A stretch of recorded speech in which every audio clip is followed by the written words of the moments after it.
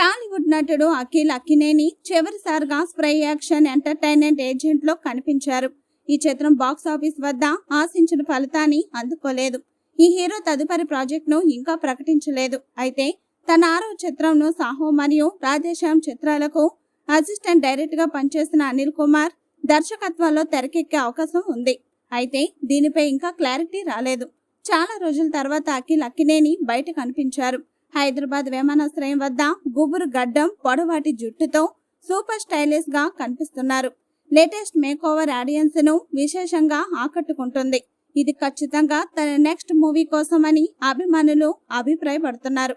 మరి అఖిల్ ఎలాంటి అప్డేట్ ను అందిస్తారో తెలియాలంటే వేచి చూడాల్సిందే.